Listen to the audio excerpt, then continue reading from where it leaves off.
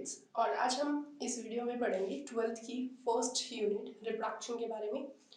Last class के अंदर हम लोगों ने कुछ पॉइंट्स थे जो रिप्रोडक्शन से रिलेटेड थे, हमने डिस्कशन किए थे। जैसे कि पहले वो क्लास रिकॉल करते हैं ताकि कंटिन्यूटी बनी रहेगी, कोरिलेट कर पाएंगे कि अभी तक हम लोगों ने क्या किया है। देखो, पहले हम लोगों ने ये चीज़ देखी थी कि रिप्रोडक्शन जो है वो किस तरह के फिनोमिना है और एक लिविंग ऑर्गेनिज्म के लिए वो कितनी इंपॉर्टेंट है।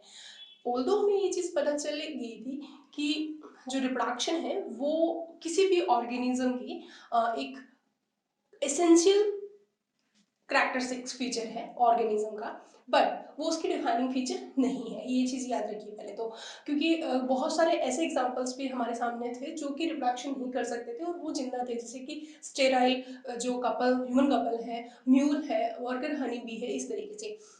फिर हमने उस क्लास के अंदर देखा था कि कोई भी लिविंग है तो उसके अंदर एक पर्टिकुलर लाइफ स्पैन होती है, और उस लाइफ स्पैन को हमने किस तरीके से डिफाइन किया था कि एक ऐसा पीरियड जो उसके बर्थ से लेके उसके नेचुरल डेथ तक का रहता है, उसको हम क्या बोलते हैं, लाइफ स्पैन बोलते हैं। लाइफ स्पैन की स्टेजेस भी हम लोगों ने देखी थी और डिफरेंट ऑर्गेनिज्म के अंदर हमने लाइफ स्पैन भी देखी थी, जो कि एनसीईआरटी के अंदर गिवन है और इम्पॉर्टेंट भी है। लाइफ स्पैन की स्टेजेस के अंदर हम लोगों ने जो मैच्योरिटी स्टेज थी यानी कि प्यूबर्टी स्टेज, वहां पे हमने रिप्रोडक्शन जो है वो अकर करता है ऑर्गेनिजम्स के अंदर। तो इस तरीके से हम लोगों ने रिप्रोडक्शन की लाइफ स्पैन तक हम लोगों ने स्टडी किया। उसके बाद में हमने देखा था कि मीनिंग क्या है रिप्रोडक्शन का। रिप्रोडक्शन री मतलब अगेन, प्रोडक्शन मतलब फॉर्म किसका, ऑर्गेनिजम्स का। तो हम लोगों ने रिप्रोडक्शन के मतलब को भी समझ लिया और रिप्रोडक्शन के फिनोमिना का सिग्निफिकेंस क्या है और उसका पर्पस क्या है। ये इतनी चीजें हम लोगों ने अभी तक क्लियर कर रखी है। जिस भी बच्चे ने ये चीज नहीं क्लियर की है तो पहले की क्लास वो अटेंड करे, तो ये सेकंड क्लास उससे बहुत इजीली क्लियर हो पाएगी। सो अब हम देखते हैं कि आज का जो हमारा क्लास है वो टाइप्स ऑफ रिप्रोडक्शन है, और आज हम देखेंगे टाइप्स ऑफ रिप्रोडक्शन। देखो, रिप्रोडक्शन का जो टाइप है वो हम किसके बेसिस पे डिसाइड करते हैं, वो हम डिसाइड करते हैं based on participation of organisms, कि कितने ऑर्गेनिज्म रिप्रोडक्शन की फिनोमेना में पार्टिसिपेट करते हैं। देखो, इसके बेस पे अगर हम देखें तो रिप्रोडक्शन की जो फिनोमेना है वो हमारे पास दो तरीके से आती है। एक आती है सिंगल ऑर्गेनिज्म अगर पार्टिसिपेट करता है, और यहाँ पे डबल ऑर्गेनिज्म पार्टिसिपेट करता है। ठीक है, अब सिंगल ऑर्गेनिज्म की अगर बात करें, इससे पहले अगर हम देखें रिप्रोडक्शन की जो फिनोमिना है वो किसी भी ऑर्गेनिज्म के अंदर किस तरह की से परफॉर्म होगी, वो उस ऑर्गेनिज्म की कुछ पर्टिकुलर फैक्टर है उनके ऊपर डिपेंड करता है, जिसको आपकी एनसीईआरटी ने गिवन भी कर रखे हैं। तो वो मैं पहले यहाँ पे क्लियर कर देती हूँ। वो पहला उन्होंने फैक्टर दिया है ऑर्गेनिज्म का हैबिटेट, ऑर्गेनिजम्स हैबिटेट। दूसरा जो फैक्टर दिया है उन्होंने वो दिया उस ऑर्गेनिज्म की इंटरनल फिजियोलॉजी, और जो तीसरा फैक्टर उन्होंने दिया है वो दिए हैं सेवरल अदर फैक्टर्स। ठीक है, ये सारे के सारे फैक्टर्स जो होते हैं वो रिस्पॉन्सिबल होते हैं किसके लिए, फॉर हाउ इट रिप्रोड्यूस। ठीक है, कि ऑर्गेनिज्म किस तरीके से रिप्रोड्यूस करेंगे, इनके लिए ये सारी चीजें क्या होती है, रिस्पॉन्सिबल होती है। ठीक है, तो ये आपकी नीट का भी क्वेश्चन रहा हुआ है कि क्या क्या चीजें हैं जो ऑर्गेनिज्म किस तरीके से रिप्रोड्यूस करेगा उसके ऊपर डिपेंड करता है। तो ऑर्गेनिज्म का हैबिटेट आता है, उसकी इंटरनल फिजियोलॉजी आती है, और इसके अलावा कुछ और फैक्टर्स भी आते हैं। हैबिटेट के अंदर वो किस तरीके के वाटर में, क्योंकि कुछ ऐसे ऑर्गेनिजम्स होते हैं जो रिप्रोडक्शन करने के लिए अपना जो पर्टिकुलर जगह है, अपना हैबिटेट चेंज करते हैं। यानी कि अगर एक्वेटिक का एग्जांपल है तो कुछ एग्जांपल ऐसे भी हमारे सामने आते हैं जो रिप्रोडक्शन के दौरान फ्रेश वाटर से सॉल्टी वाटर में और सॉल्टी वाटर से फ्रेश वाटर में मूव करते हैं। और इसी तरीके से इंटरनल फिजियोलॉजी भी रिप्रोडक्शन की फिनोमिना को अफेक्ट करती है, और इसके अलावा और भी फैक्टर है, जैसे कि लाइट होगी, फोटोपीरियडिज्म, अगर आपको याद है क्लास 9th के अंदर आप लोगों ने पढ़ा था फोटोपीरियडिज्म। फोटो का मतलब क्या था, लाइट, और पीरियडिज्म मतलब एक लाइट का ऐसा पीरियड जो कि फ्लावरिंग के लिए रिस्पॉन्सिबल होता है, इसके साथ साथ एनिमल के अंदर भी वो एक बहुत इंपॉर्टेंट रोल प्ले करता है। इसके अलावा टेम्परेचर, कुछ ऑर्गेनिज्म का सेक्स जो है वो टेम्परेचर बेस्ड होता है, एक पर्टिकुलर टेम्परेचर के अंदर वो मेल और एक पर्टिकुलर टेम्परेचर में वो फीमेल ऑर्गन का फॉर्मेशन करता है। इस तरीके से बहुत सारे फैक्टर्स होते हैं जो किसी भी ऑर्गेनिज्म के रिप्रोडक्शन की प्रोसेस को क्या करता है, अफेक्ट करता है। तो ये आपके एनसीईआरटी की लाइन भी है और आपके लिए एक बहुत इंपॉर्टेंट एमसीक्यू भी है, किसके लिए, नीट एग्जामिनेशन के लिए। So it's very important. हम बात कर रहे थे कि जो टाइप ऑफ रिप्रोडक्शन है उसके अंदर ऑर्गेनिज्म की पार्टिसिपेशन के बेसिस पे हमारे पास दो तरह का रिप्रोडक्शन आता है। एक रिप्रोडक्शन वो है जिसमें सिर्फ सिंगल ऑर्गेनिज्म पार्टिसिपेट करता है, और एक रिप्रोडक्शन ऐसा होता है जिसके अंदर डबल ऑर्गेनिज्म पार्टिसिपेट करते हैं। ठीक है, अब हम देखें कि जो सिंगल ऑर्गेनिज्म पार्टिसिपेट करता है वो रिप्रोडक्शन कैसा है।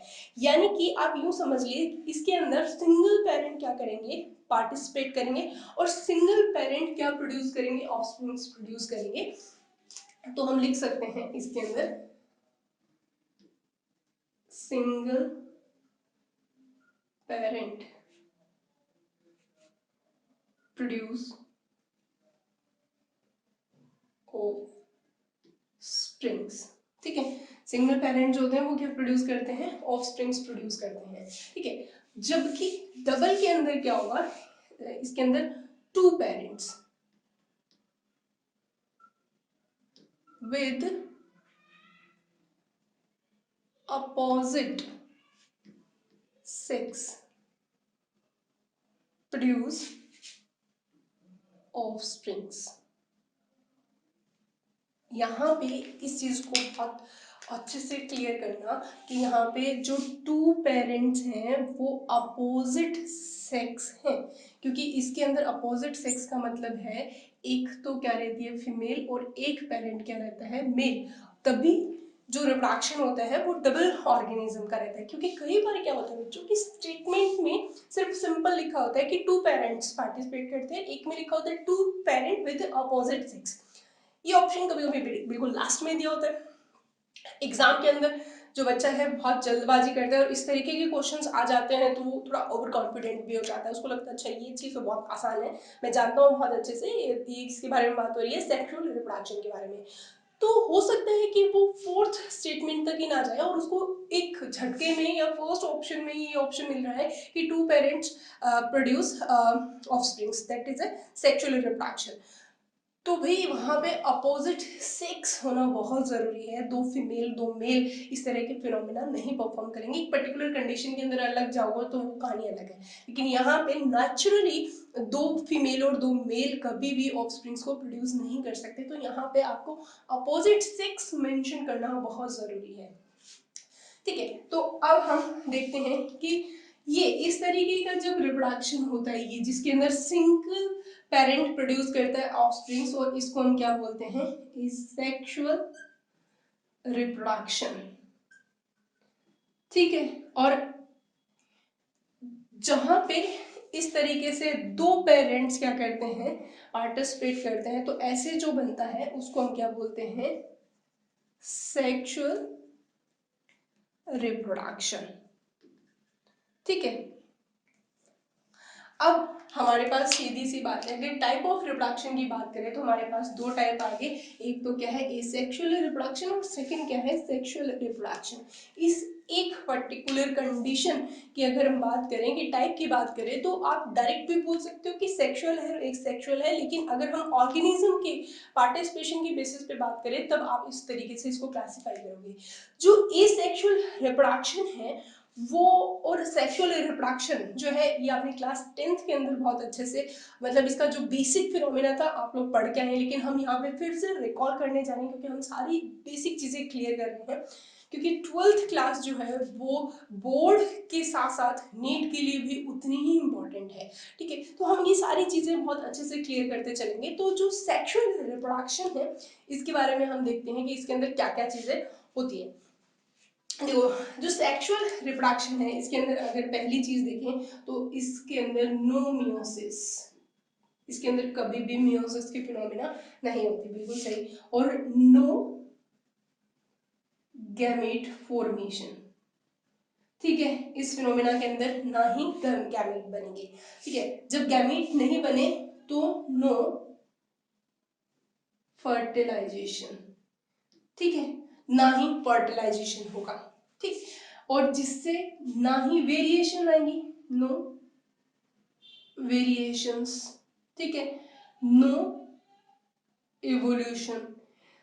ठीक है, इस तरह की फिनोमिना कंप्लीट होती है कि इसके अंदर कुछ भी नहीं होगा, ना तो मियोसिस होगा, ना गैमेट फॉर्म होंगे। ठीक है, ना ही क्या होगा, फर्टिलाइजेशन होगा, ना ही वेरिएशन आएंगी, और ना ही ऐसे ऑर्गेनिजम्स का क्या होगा, एवोल्यूशन होगा। तो सीधी सी बात, रिप्रोडक्शन के दौरान जो ऑफस्प्रिंग्स बनेंगे वो कैसे होंगे?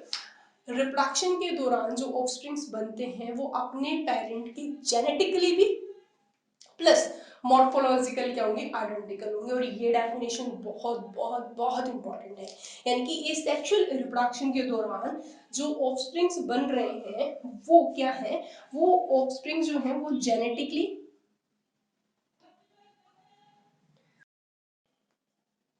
Morphological identical to parent.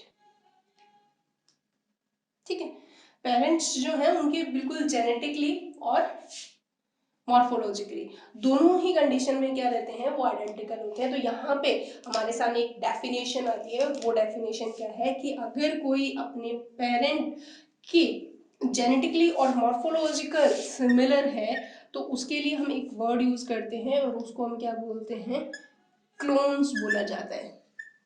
ठीक है, उसको हम क्या बोलते हैं, क्लोन्स। तो इसका मतलब जो सेक्सुअल रिप्रोडक्शन है उसके दौरान जो ऑफस्प्रिंग्स बनते हैं वो क्या कहलाते हैं, क्लोन्स कहलाते हैं। तो ये क्लोन्स क्या है, इसके ऊपर बोर्ड में भी क्वेश्चन आया हुआ है, इट्स वेरी इंपॉर्टेंट कि क्लोन्स क्या होते हैं। और ऑप्शन में भी ऐसा पूछा जाता है कि क्लोन्स वो होते हैं जो सिर्फ जेनेटिकली सिमिलर होते हैं, कभी कभी ये ऑप्शन में मिल जाता है कि जो क्लोन्स वो होते हैं जो मॉर्फोलॉजिकल सिमिलर होते हैं।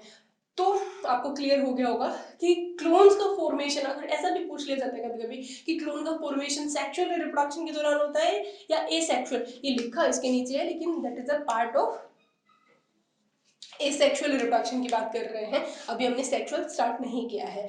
तो इस चीज को आप याद रखो कि जो क्लोन है वो कब बनता है, एसेक्सुअल रिप्रोडक्शन के दौरान। यानी कि इस रिप्रोडक्शन के दौरान जो भी ऑफस्प्रिंग बनता है वो क्या कहलाता है, क्लोन कहलाता है। क्यों कहलाता है, क्योंकि वो जेनेटिकली और मॉर्फोलॉजिकल दोनों ही कंडीशन में किसके एग्जैक्टली सिमिलर है, एग्जैक्टली आइडेंटिकल है किसके, पेरेंट्स के। ठीक है, इसके अलावा एक चीज और है कि जो सेक्सुअल रिप्रोडक्शन है इसका जो रेट है, यानी कि ये बहुत ही इसका नंबर जो है बहुत जल्दी इंक्रीज होता है। तो सेक्सुअल रिप्रोडक्शन के दौरान अगर मैंने बोला कि मियोसिस नहीं होती तो यहाँ पे जो डिवीजन कौन सा होता है, ओनली माइटोटिक डिवीजन होता है। ठीक है, अच्छा माइटोटिक डिवीजन होता है तो आपको पता है कि जो मल्टीप्लिकेशन है वो बहुत ही जल्दी होगा, यानी कि जो एसेक्सुअल रिप्रोडक्शन के दौरान जो प्रेजेनी बनते हैं वो बहुत ही जल्दी बनते हैं। तो यानी कि यहाँ पे इस डिवीजन के कारण मल्टीप्लिकेशन जो होता है वो अकर्स रैपिडली। ठीक है, तो बहुत ही जल्दी इनके अंदर प्रोजेनी क्या होती है, प्रोजेनी का बहुत ही जल्दी प्रोजेनी का जो नंबर है वो क्या होता है, इंक्रीज होता है। तो यहाँ पे ये सारे पॉइंट्स जो है सेक्सुअल रिप्रोडक्शन के लिए इंपॉर्टेंट है। अगर आपसे पूछ लिया जाएगा ये सेक्सुअल रिप्रोडक्शन के जो कैरेक्टरिस्टिक्स है या इसके बारे में शॉर्ट नोट लिखें या फिर कोई स्टेटमेंट आता है तो ये सारी चीजें क्लियर होनी चाहिए कि इस सेक्सुअल के दौरान मियोसिस तो नहीं होती, वहां पे क्या रहती है, माइटोटिक डिवीजन रहता है। ठीक है, इसके अलावा इसके अंदर कोई गैमेट नहीं बनेगा, कभी फर्टिलाइजेशन नहीं होगा, कभी वेरिएशंस क्रिएट नहीं होगी, एवोल्यूशन भी नहीं होगा। और इस माइटोटिक डिवीजन होने के कारण जो इसके ऑफस्प्रिंग्स प्रोडक्शन का रेशो क्या क्या भी रहेगा, बहुत ज्यादा रहेगा कंपैरेटिव टू सेक्सुअल रिप्रोडक्शन।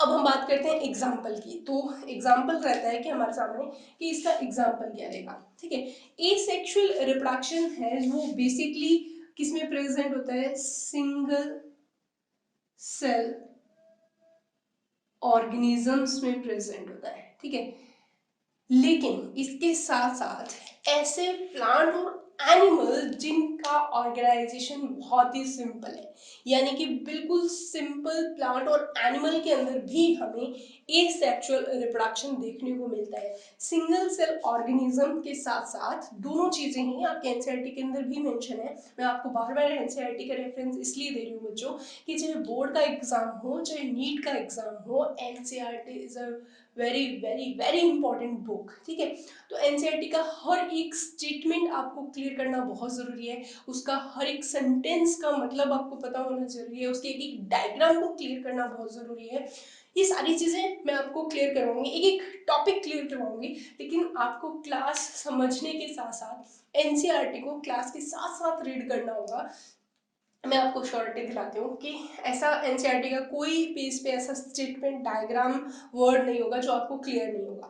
सो आप साथ के साथ पढ़ते रहेंगे तो आपके ऊपर एक साथ बर्डन नहीं आएगा। और दूसरी चीज, मैं आपको एक बहुत इंपॉर्टेंट ट्रिक बता रही हूँ जिसकी हेल्प से आप कभी भी कोई भी चीज कभी नहीं भूल सकते, कभी भी नहीं भूल सकते। मतलब क्या है, देखिए ये चीजें है अलग, लेकिन अभी एक चीज मैं आपको बताने जा रही हूँ कि सपोज देन आप कभी मूवी देखने चाहते हो और आप कभी एक्सपीरियंस भी करना, मैं आपको आज वो चीज बताने जा रही हूँ कि जिसकी हेल्प से आपको पता चलेगा कि किसी भी प्रोसेस को, किसी भी इक्वेशन को, किसी भी डायग्राम को हम कैसे लॉन्ग लास्टिंग टाइम के लिए याद रख सकते हैं। यानी कि आप कभी नहीं भूलोगे, एक ऐसी ट्रिक आपको बताने जा रही हूँ। तो वो ये है कि मान लो आप कभी मूवी देखने जाते हो, ठीक है, तो पहली चीज आप जब मूवी देखते हो तो pin point silence and high concentration के साथ देखते हो। आपके पास वाली सीट पे कौन बैठा है आपको पता भी नहीं होता, ठीक है, यानी कि क्लास में क्या चल रहा है, आपके साइड में कौन बैठा है, कौन क्या कह रहा है, क्लास के बाहर क्या एक्टिविटी हो रही है, क्लास के अंदर कौन किसके साथ क्या बातें कर रहा है, इससे आपको कोई फर्क नहीं पड़ना चाहिए। आपका कंसंट्रेशन लेवल इतना हाई होना चाहिए। होना भी क्यों नहीं जरूरी भाई, अगर आप 12th में बायोलॉजी लेके बैठे हैं तो डेफिनेटली कहीं ना कहीं मोस्ट ऑफ बच्चों का एम क्या रहेगा, डॉक्टर बनना। तो आपको इतने लेवल पे पहुंचना है तो भाई कंसंट्रेशन बनाना बहुत ज़रूरी है, क्योंकि आप किसी पेशेंट को ट्रीट कर रहे हैं या उसका ऑपरेट कर रहे हैं तो आपका कंसंट्रेशन बहुत हाई होना बहुत ज़रूरी है, अदरवाइज आपकी डिग्री खराब हो जाएगी। सो कंसंट्रेशन इंक्रीज करने की हैबिट आपको आज से ही डालनी पड़ेगी, अभी से ही डालनी पड़ेगी। सबसे इंपॉर्टेंट चीज है कंसंट्रेशन। कंसंट्रेशन आप देख लो, आप बोलते हो कि हमारा तो कंसंट्रेशन ही नहीं बनता, क्यों नहीं बनता भाई? आप एक ह्यूमन बॉडी जो है सबसे इंटेलिजेंट एनिमल है इस अर्थ पे, और हम जो चाहे वो चीज कर सकते हैं। आप कह रहे हो कि आपका कंसंट्रेशन नहीं बनता, तो बताओ, आप जब मूवी देख रहे हो या आप सीरियल देख रहे हो तो, या फिर आप एक मैच यानी कि क्रिकेट मैच देख रहे हो, कोई भी वटेवर कोई गेम भी खेल रहे हो फोन पे, तो आप सोच के देखो कितना कंसंट्रेशन के साथ खेलते हो। पबजी खेल रहे हो, लाइक एक एग्जाम्पल है, नहीं खेलना चाहिए वैसे तो, बट स्टिल मेरे कहने से क्या होगा, खेलने वाले तो खेलते ही है। लेकिन आप सोचो कि उसके अंदर एक बुलेट कहाँ से आ रही है, कौन सा एनिमी कहाँ खड़ा है, आपकी नजरें, आपका ब्रेन सिर्फ और सिर्फ उस पर्टिकुलर जगह पे होता है, इधर उधर कभी भी मिसप्लेस नहीं होता। तो देखो, आप ये तो कह ही नहीं सकते कि आपके पास कंसंट्रेशन की पावर नहीं है। पहली चीज, आपको कंसंट्रेशन बनाना आता है और आपके पास है भी, लेकिन आदत पड़ी हुई है ये गीत गाने की, नहीं हमारा कंसंट्रेशन नहीं बनता, नहीं बनता, ऐसा कुछ नहीं है। दूसरी चीज, जब आप उस मूवी को देख के जब आते हो तो आप सोचो उस मूवी के बारे में आप कितना डिस्कशन करते हो, अपने दोस्तों के साथ डिस्कशन करते आते हो, क्या सीन था, क्या ये था। यानी कि आपका ब्रेन इतना शार्प है माय डियर किड्स कि आप फर्स्ट अटेम्प्ट में एक झलक में उस सीन के अंदर, उस पर्टिकुलर हीरो ने क्या पहना हुआ था, कौन सी वॉच थी, कौन सी बाइक थी, कौन सी कार थी, आप सिर्फ एक बार देख के उसको मेमोराइज कर सकते हो। तो सोच के देखो आप कितने ब्रिलियंट हो। आपको अपने ऊपर डाउट करने की बिल्कुल भी जरूरत नहीं है। सेकंड थिंग, कि आप उस चीज को जब देख के आ जाते हो या कोई भी सीरियल देखते हो या फिर कोई गेम खेलते हो तो उसके बाद में उसका सोच के देखो आप कितना डिस्कशन करते हो। मतलब अपने दोस्तों के साथ किया, फिर फैमिली मेंबर के साथ किया, फिर अगर 10 एक दिन निकल गए और फिर कोई दोस्त आता है वो पर्टिकुलर मूवी के बारे में बात कर रहा होता है तो आप उसके सामने फिर से डिस्कशन करने लग जाते हो। ठीक है, तो आपको इतना ज्यादा डिस्कशन करते हो और उस मूवी को पर्टिकुलर टाइम पे recall revision recall revision recall revision करते रहते हो, तो वो मूवी आपको बहुत ही लंबे टाइम के लिए याद रहती है, रहती है नहीं रहती? देखो एक एग्जांपल से बात करें, हाँ, पीके मूवी आई थी अगर आपको याद हो, और पीके मूवी के अंदर क्या था, पीके मूवी के अंदर एक वो सलमान खान जो होते हैं वो मतलब एक एलियन का रोल प्ले कर रहे होते हैं, राइट है ना। अब आप बोलोगे कि मैम आपको भी याद नहीं रहता, उसके अंदर सलमान खान नहीं था, कौन था, आमिर खान, मुझे पता है उसमें आमिर खान था, ठीक है, लेकिन आपको ये चीज एकदम से क्लिक करती है कि मैम गलत बोल रही है, वहां पे कौन था, आमिर खान। कितनी पुरानी मूवी है बच्चों, उसके बाद में भी हमें एक करेक्टर के बारे में याद रहता है, हम कोई बार बार उस चीज को नहीं रिकॉल कर रहे, अब नहीं कर रहे, लेकिन जब हमने वो मूवी देखी थी तो हम बार बार उसको रिकॉल कर रहे हैं। सो किसी भी बड़े से बड़े, चाहे फिजिक्स केमिस्ट्री बायोलॉजी कोई भी चीज़ क्यों ना हो, हम बहुत इजीली उसको क्या कर सकते हैं, मेमोराइज कर सकते हैं। ट्रिक नंबर 1 कि आपको विद कंसंट्रेशन चीज़ों को सुनना समझना पड़ेगा। दूसरी चीज, जो हमने पढ़ा है उसको बार बार क्या करना पड़ेगा, रिकॉल करना पड़ेगा। जब भी आप नया पेज एनसीईआरटी का पढ़ो तो पहले जो 2 पेज हो चुके हैं उनको जरूर पढ़ो, फिर जब आप 4th पेज पे जाओ तो पहले 3 पेज को जरूर पढ़ो, फिर जब आप 5th पेज जाओ तो फिर वो पहले 4 जरूर पढ़ो। तो एक टाइम ऐसा आ जाएगा कि आप जब 10th नंबर पेज पे होंगे तो आपको पहले के पेज खोलते पता होगा कि इस पेज में ये चीजें लिखी हुई है, और इनफैक्ट आपको पढ़ने की भी जरूरत नहीं होगी, आप अपने आप उस चीज को क्या करते रहोगे, रिकॉल करते रहोगे। इसीलिए मैं जो भी क्लास पढ़ाती हूँ आपको पहले क्या करवाती हूँ, रिकॉल करवाती हूँ कि भाई हम लोगों ने इस यूनिट के अंदर क्या क्या चीजें देखी थी, फिर रिप्रोडक्शन एक किस तरह की फिनोमिना है, दूसरी चीज एक लिविंग का लाइफ स्पैन क्या होता है, डिफरेंट ऑर्गेनिज्म में लाइफ स्पैन कितना होता है, लाइफ स्पैन की स्टेजेस क्या थी, रिप्रोडक्शन का मतलब क्या था, रिप्रोडक्शन का पर्पस क्या था। आप सोच के देखो, अगर बोर्ड के पॉइंट ऑफ व्यू से देखें तो कितने क्वेश्चंस हमारे बन चुके हैं। पहला क्वेश्चन ये आ जाएगा, what kind of process of reproduction, आप आंसर दे सकते हो, it is a very biological and essential process for living but not a defining property of living। क्यों, आप बता सकते हो। लाइफ स्पैन क्या होता है, किसका कितना होता है बता सकते हो, स्टेजेस क्या होती है ये बता सकते हो, रिप्रोडक्शन का मीनिंग क्या होता है आप ये बता सकते हो, रिप्रोडक्शन का प्रोसेस या उसका सिग्निफिकेंस क्या है ये बता सकते हो। और अब आपका एक नेक्स्ट क्वेश्चन क्लियर हो गया कि रिप्रोडक्शन के टाइप्स कितने होते हैं on the basis of participation of organism. Examiner के पास बच्चों को पजल करने के लिए उस क्वेश्चन को थोड़ा सा टल्ट करके देगा। अगर आपसे डायरेक्ट क्वेश्चन पूछा जाए कि टाइप द रिप्रोडक्शन, तो आप आंख बंद करके क्या लिखोगे, सेक्सुअल और सेक्सुअल रिप्रोडक्शन। भाई यहाँ पे एग्जामिनर आपकी क्वालिटी चेक करना चाह रहा है, आपकी इंटेलिजेंस चेक करना चाह रहा है, तो हो सकता है कि वो इस क्वेश्चन को थोड़ा सा घुमा के दे दे, लाइक कि टाइप ऑफ रिप्रोडक्शन बताओ किसके बेस पे, based on participation of organism. ठीक है, आपको अगर ये फंडामेंटल क्लियर होगा तो भाई आपको कुछ कोई नोट्स या कुछ भी पढ़ने की जरूरत नहीं, आपका ब्रेन आपको एक झटके में आंसर देगा और आपको बताएगा भाई इस क्वेश्चन का आंसर ये है। इसके अलावा हम लोगों ने ये भी डिस्कशन किया कि रिप्रोडक्शन की जो प्रोसीजर होती है कैसे होगी, इसके लिए ऑर्गेनिज्म का habitat, internal physiology, other several factor क्या करते हैं उसके ऊपर रिस्पॉन्सिबल होते हैं। इसके अलावा हमने ये भी देखा कि जो एसेक्सुअल रिप्रोडक्शन है उसके दौरान जो ऑफस्प्रिंग्स बनते हैं वो जेनेटिकली मॉर्फोलॉजिकल आइडेंटिकल होते हैं किसके, पेरेंट्स के। सो इस कंडीशन को हम क्या बोलते हैं बच्चों, क्लोन बोलते हैं। इन शॉर्ट एसेक्सुअल रिप्रोडक्शन एक किस तरह की कंडीशन है, तो भाई सिंगल पेरेंट कंडीशन है। ठीक है, तो एसेक्सुअल रिप्रोडक्शन किस तरह की कंडीशन रखी जाती है, it is a uniparental condition, यानी कि जब सिंगल ऑर्गेनिज्म पार्टिसिपेट करता है तो कैसी कंडीशन बनती है, यूनिपेरेंटल कंडीशन बनती है बच्चों। ठीक है, ये सारी चीजें आपको बहुत बहुत अच्छे से क्लियर होनी चाहिए। सो अब हमारा नेक्स्ट टॉपिक है वो यही है कि एसेक्सुअल रिप्रोडक्शन के मेथड कौन कौन से हैं, या बोल सकते हो कि type of asexual reproduction. Clear, तो भाई 3R का फंडा आपको हमेशा याद रखना है, आपको रीडिंग करनी है, रिविजन करना है और रिकॉल करना है। देखो इन चीजों को 3R को आप अगर अपनी लाइफ पे अप्लाई कर लेते हो ना, तो every student is a intelligent personality on earth। कोई भी ऐसा बच्चा है ही नहीं जो डफर हो सकता है, मैं मान ही नहीं सकती। 11th क्लास में आप नर्वस सिस्टम पढ़ के आए थे, बिल्कुल उसके अंदर आप न्यूरॉन्स के बारे में पढ़ा था कि ह्यूमन बॉडी के अंदर जितने भी ह्यूमन मतलब ह्यूमन जितने भी है अर्थ पे या ह्यूमन जो स्पीसीज है उसमें जितने भी ह्यूमंस हैं उनके अंदर न्यूरॉन सब में इक्वलेंट क्वांटिटी के अंदर है। मेरे में जितने न्यूरॉन्स है उतने ही आप में हैं और जितने आप में हैं उतने ही अदर स्टूडेंट्स के अंदर है, यानी कि नंबर ऑफ न्यूरॉन्स कभी भी वेरी नहीं करता। तो ऐसा कैसे हो गया, एक बच्चा बहुत इंटेलिजेंट है, एक बच्चे को कुछ नहीं आता। तो यहाँ पे 3R फंडा सबसे इंपॉर्टेंट रोल प्ले कर रहा है कि एक बच्चा जो बहुत ज़्यादा इंटेलिजेंट है, रीज़न क्या है, पहली चीज़ उसकी जो रीडिंग स्किल्स है वो विद कंसंट्रेशन है, उसके बाद में वो रिवाइज कर रहा है और चीज़ों को वापस से रिकॉल करते हुए अपने फंडामेंटल्स को मेमोराइज करता है। अपने आप में ऑटोमेटिकली वो क्या हो गया, इंटेलिजेंट हो गया, क्योंकि उसने नंबर ऑफ गैंग्लियन सेल्स जो उसकी सपोर्टिंग सेल्स होती है उनको क्या कर दिया, इंक्रीज कर दिया।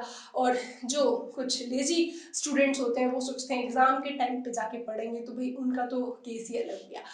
सो आप पढ़ने वाले बच्चे हो, डॉक्टर बनने वाले हो, क्योंकि बायोलॉजी ली है तो मोस्ट ऑफ केस का तो यही सपना होगा। सो आपको अपने फोकस के ऊपर, अपने कंसंट्रेशन के ऊपर अभी से काम करना होगा ताकि आप बहुत अच्छे और बहुत ही फेमस डॉक्टर बन सके। सो नेक्स्ट टॉपिक है स्टूडेंट्स हमारा, वो क्या है, type of A sexual reproduction. ठीक है, तो या फिर आप बोल सकते हो मेथड ऑफ सेक्सुअल रिप्रोडक्शन, वो देखते हैं अभी।